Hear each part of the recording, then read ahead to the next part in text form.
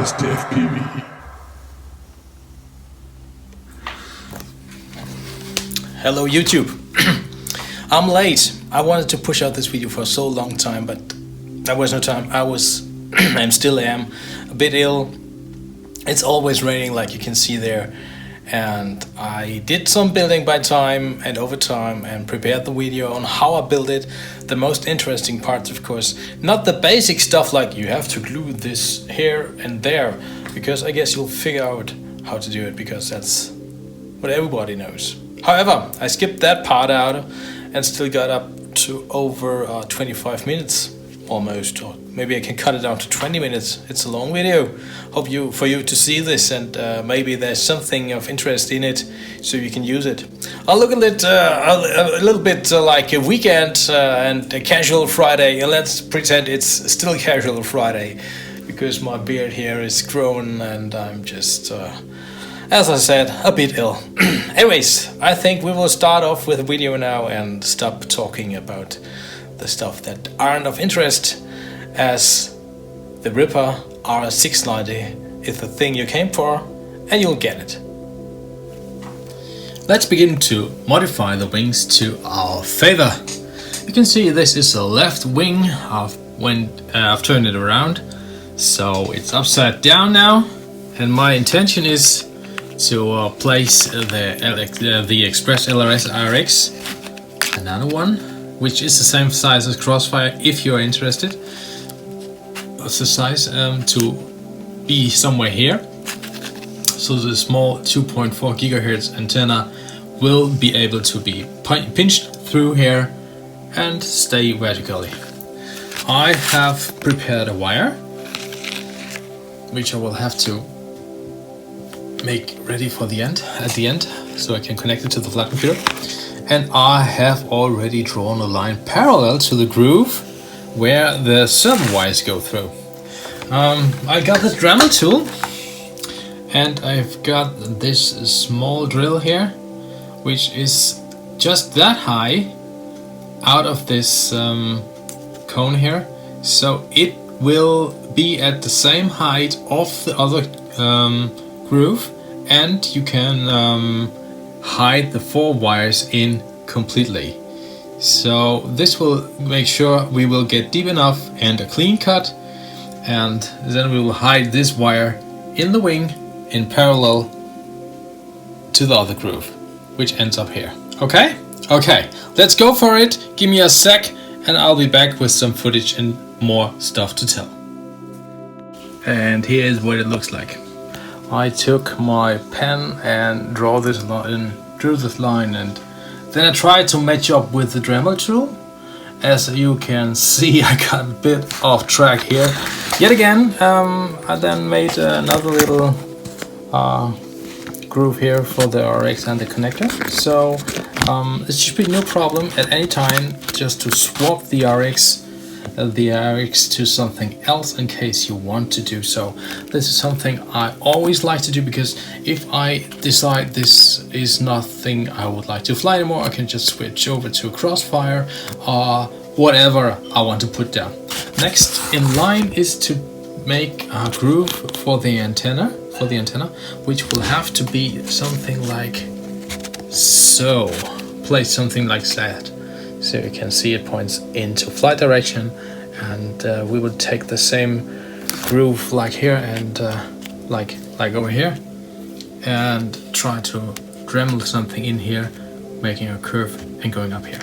Okay, nothing big, fancy, unusual, something everybody can do. If you don't have a Dremel tool, take your sharp knife, your hobby knife, and cut this. This is not the same quality then again, but it will do for now.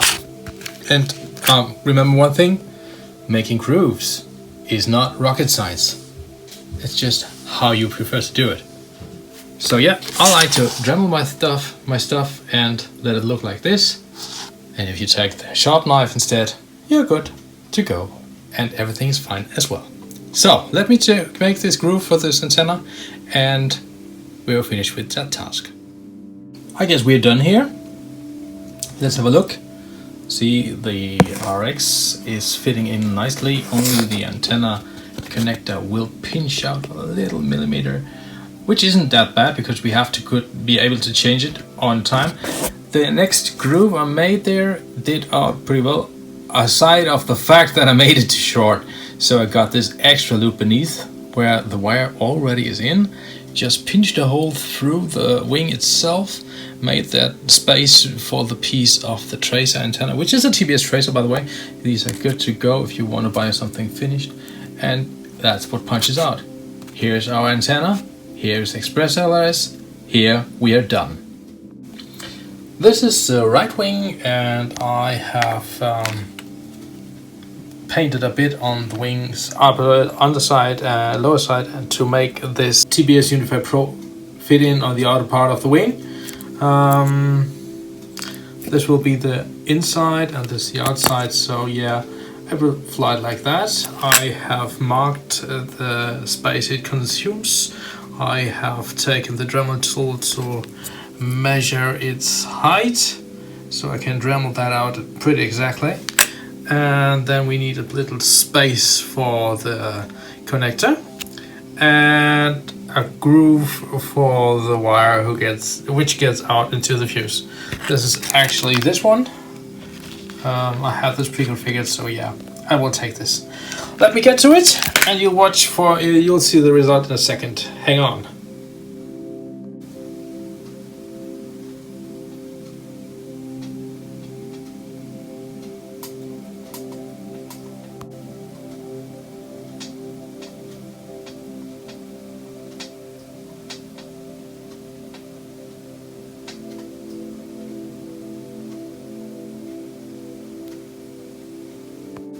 Well, yeah, this is how it looks now, and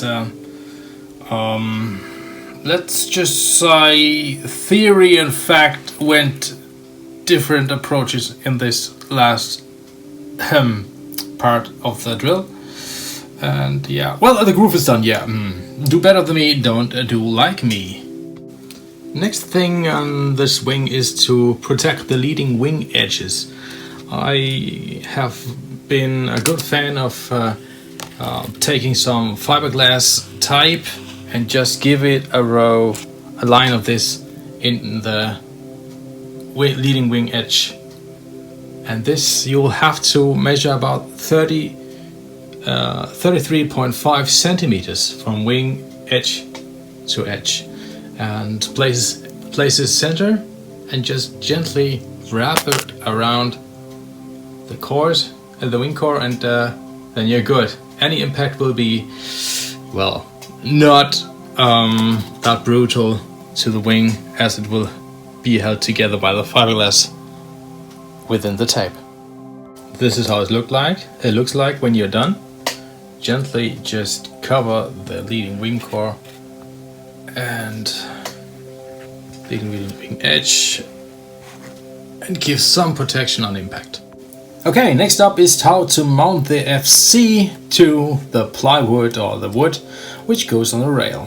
And I have a simple solution on that, which is pretty nifty. I think for me it's pretty nifty. Maybe it's for you something common and nothing out of the ordinary. I took zip ties. Yeah, that looks flimsy and unworthy, untrustworthy so far, but you'll see I've just placed it so far so you can have a look before I zip it down. The idea is the following: we have this piece of wood and we don't want to glue the FC or the FC to the wood because you can't change it in case of you should. Well, there's no screw. You can only you can attach through the boards because it has only these mounts here. So what to do? The trick is the following: we have two boards, you can see that, and I took a zip tie beneath the boards and took the greater 30mm hole and just pinched it through. So yeah, this will put the FC where it has to go and it will stay there.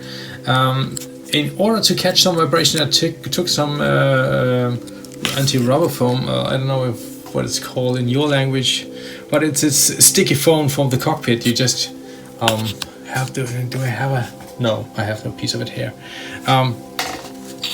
It's just something you put on your windscreen, on the dashboard on your car, and you can put your glasses on.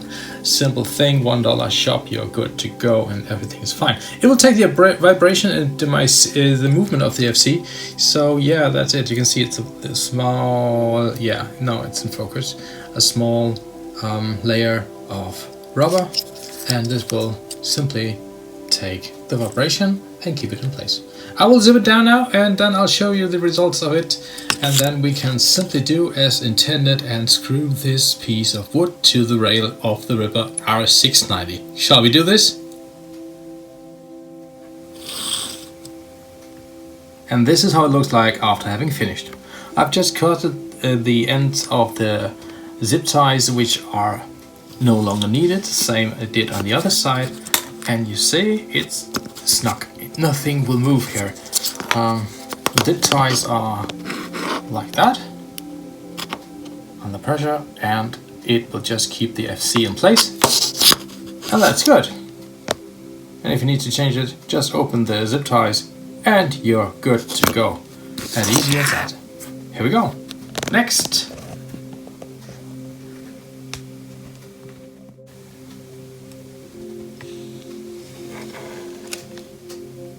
Next up is the ESC, and connecting the ESC to the motor, which is a bit of pain in the behind because the motor wires have to be pretty long in order until you can reach them there. Excuse my voice, it's not the man flu, it's the real flu, which got me, and I'm really suffering.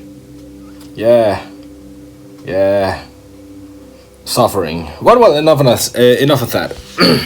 The ESC is ready. I just remade some of those solder points and put a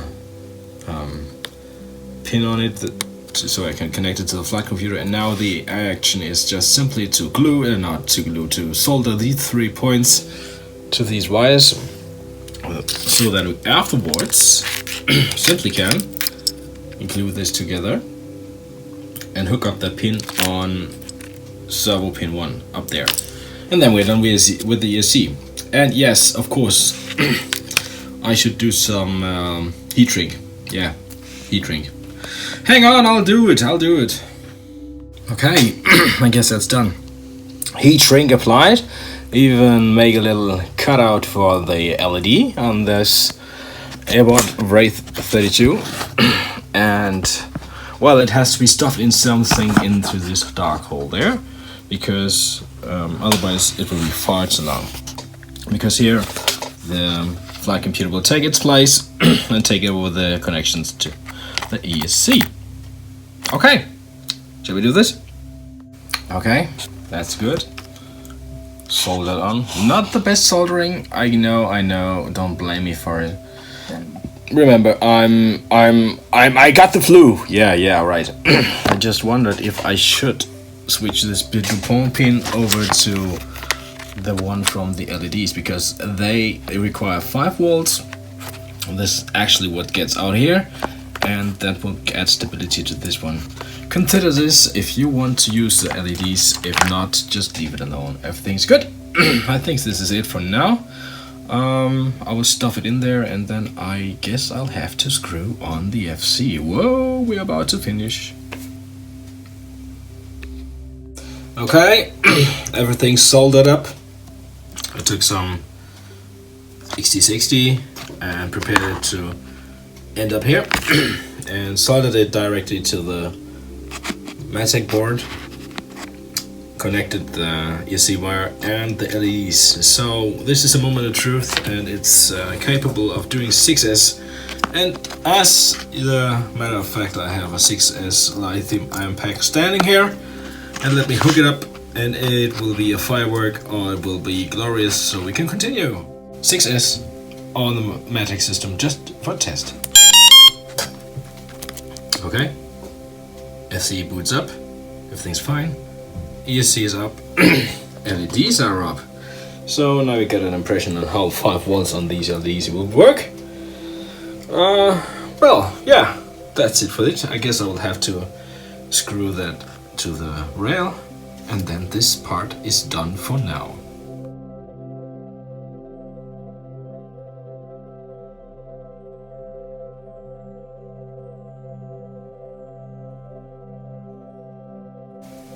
Okay guys, since last time some things have happened, and I've tried to wire everything up, check the connections, and it works. ExpressLRS is responsive, works, says hello, the SC says yes, everything is good.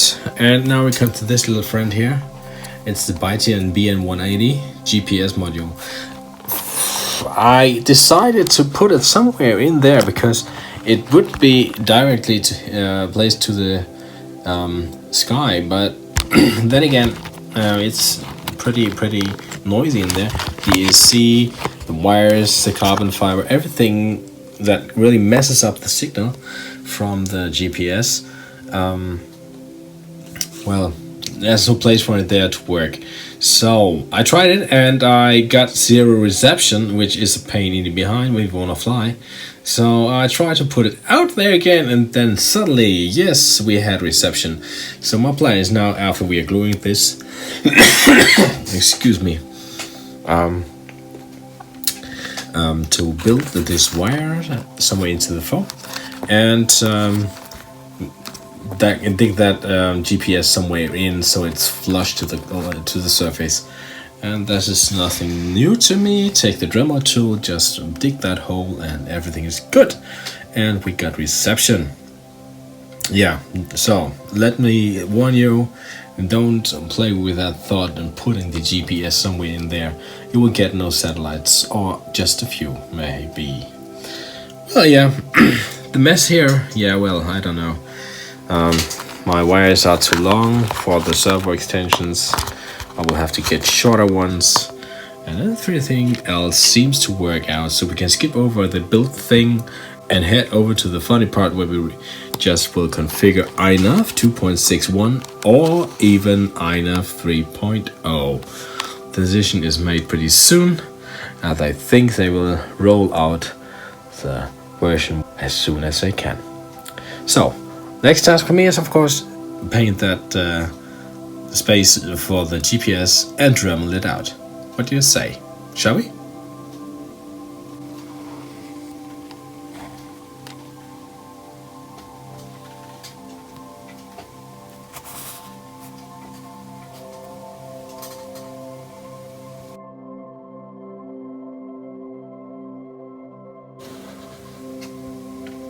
So, Dremel tool has done what it has to do. Dug a space out, and we take the GPS now and dry fit it in here, and it sits as it shall. Snug. Good. Well, maybe a millimeter more, just to get this bugger a little deeper. 1 millimeter deeper, and we're good. I guess this worked pretty well. Have a look. Blends perfectly into the surface area, no edge, and everything's good. Now we need to put that wire in here, so we need to dig a channel or just cut a channel here. So normally I would try to dig a channel beneath the surface, just not to ruin this, to make it look better, you know. But as you can hear my voice, I got pain, I'm ill. And I'm a lazy bastard. So yeah, I will simply make a cut here and lead the wire through that cut and put that wires in there, and then we're good to go. And of course we can easily exchange that later on if we have to. So yeah, that's what's gonna happen. I will just take some measures here on how deep that is, just to be sure. It's, well, what is it? Is it 7 millimeters? I guess it's 7 millimeters deep. Yeah, 7 millimeters. Keep that in mind. Well, what can I say? Apparently I'm not that lazy bastard after all, because I just took this drill. It's pretty small, and worked that down through the foam.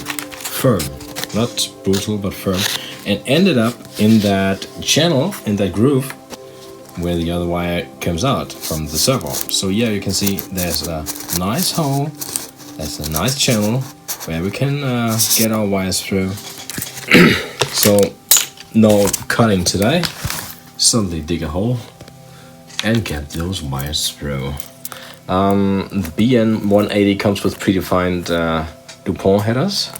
That's fine, because we can just take them off and pinch them through the hole one after another, and they will happily show up at the end of the tunnel.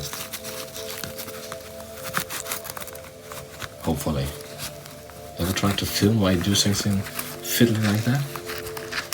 Yeah, you see that. There it is. Okay, I will fiddle all the wire through and show you the result in a minute. Got it made. Put that servo connector back on again. We got this little connector for the GPS unit itself, and we'll just connect it now. It's again one of those tasks where you will need two hands on it. 1 second later, and here we go. Magic. Okay. Put that thing into the hole, like so.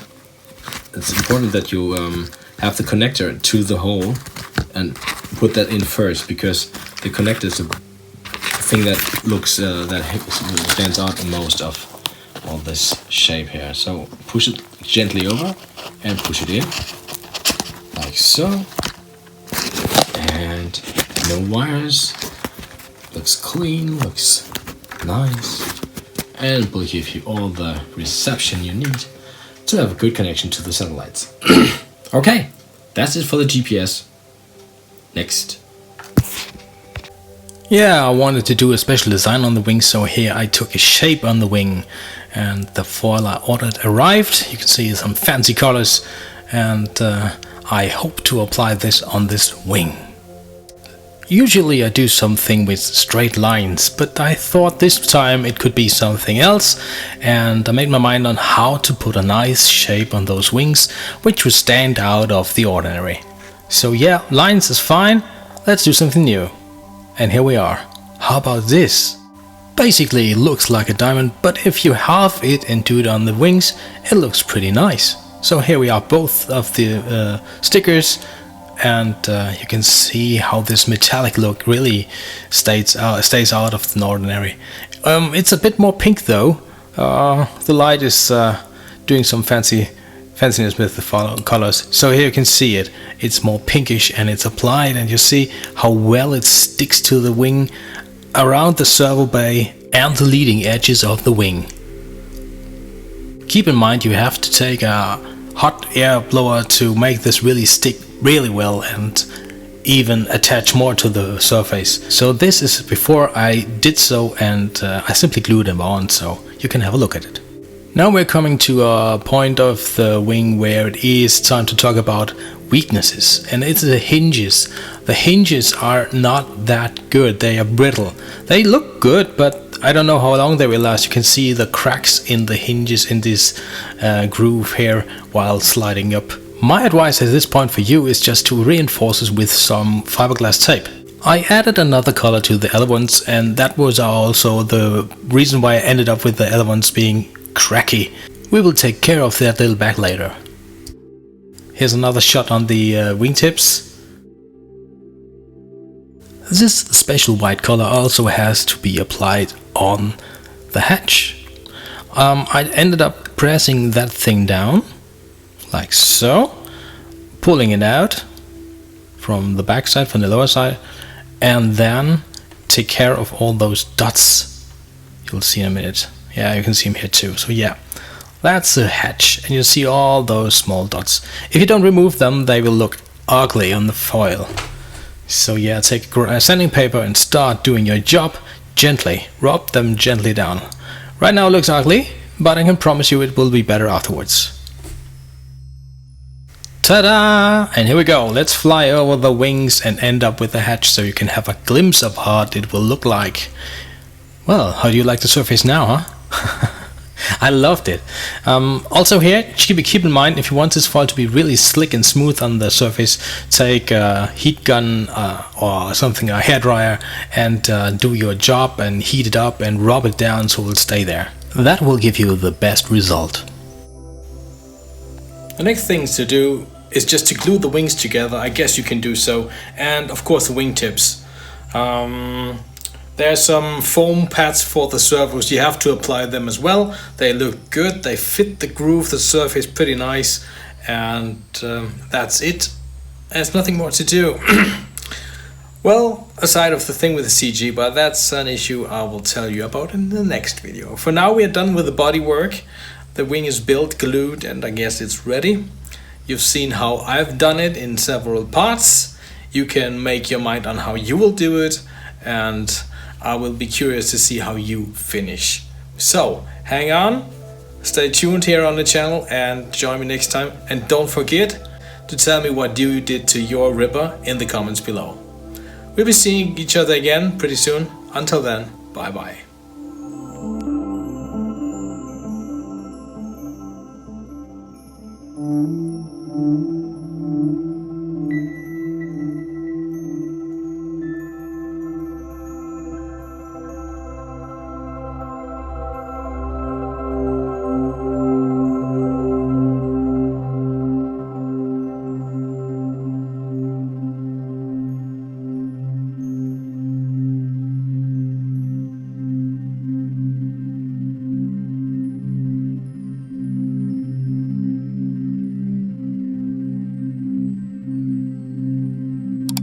Don't forget to hit the subscribe button. That would be awesome.